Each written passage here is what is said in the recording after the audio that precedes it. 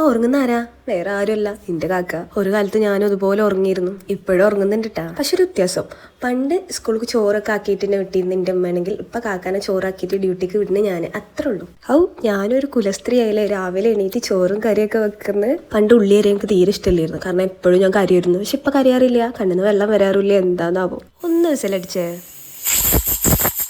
ഭയങ്കര പേടി തന്നെ, ഞാൻ പറയുന്നൊക്കെ ചെയ്യും. അപ്പൊ നമ്മൾ എവിടെ പറഞ്ഞു നിർത്തി? മറന്നൂലേ? ഞാനും മറന്നു. ഉള്ളിയില്ലേ, ഉള്ളി. അപ്പൊ ഉള്ളി അതന്നെ. ഞാൻ പറഞ്ഞത് എന്താ വെച്ചാൽ ഇപ്പൊ ഉള്ളി അറിയാൻ ഞാൻ ഭയങ്കര പ്രോയാണ്, അതാണ് സംഭവം. എന്റെ കുക്കിംഗ് കണ്ടിട്ട് ഞാൻ ജഡ്ജ് ചെയ്യാൻ വരെടുത്തിട്ട് എനിക്ക് ഇങ്ങനെ തട്ടിക്കൂട്ട് ഉണ്ടാക്കാൻ അറിയുള്ളൂ. ചക്ക വീണ് മോര് ചത്തു എന്ന് പറഞ്ഞ പോലെയാണ്, പക്ഷെ തട്ടിക്കൂട്ട് ഉണ്ടാക്കിയാലും ടേസ്റ്റ് ഉണ്ടാവാറുണ്ട് കേട്ടാ. ചോദിച്ചോക്കി, ആരോട് വേണേലും ചോദിച്ചോക്കി. ഈ ഉള്ളി വാടുമ്പോൾ ഇതിന്റെ ഫോണിന്റെ ചാർജ് കഴിയും. നിങ്ങൾക്ക് ഇനി വീഡിയോസ് ഒക്കെ കട്ട് കാണുന്നേക്കാളും നല്ല ഒന്ന് സബ്സ്ക്രൈബ് ആക്കി കൂടെ. കൂലിട്ടും സത്യം കുറെ നേരമായില്ലേ ഉള്ളി ഇളക്കണ്, കൈവിട്ടപ്പ കഴിയും. കുറച്ചേരൊന്ന് സഹിക്കും. ചിലവരില്ലേ എന്റെ വീഡിയോ കാണും, ലൈക്കും ആക്കൂല, സബ്സ്ക്രൈബ് ആക്കൂല, എന്താല്ലേ? പക്ഷെ എന്നെ സപ്പോർട്ട് ചെയ്യുന്ന ആൾക്കാർ കുറെ ഉണ്ട് ട്ടാ. സാരല്ല.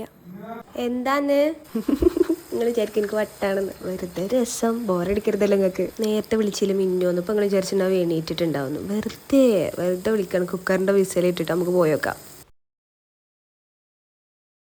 ഞങ്ങളോട് പറഞ്ഞില്ലേ വെറുതെ വിളിക്കുക, എണീറ്റിട്ടില്ല. തിളക്ക്. ഇനി നമുക്ക് സ്മൂത്തി ഉണ്ടാക്കാം. ഓക്കെ, റെസിപ്പിയൊക്കെ ഞാൻ പിന്നെ പറഞ്ഞുതരാം കേട്ടാ. ഇത്രേ ഉള്ളൂ, സ്മൂത്തി റെഡി.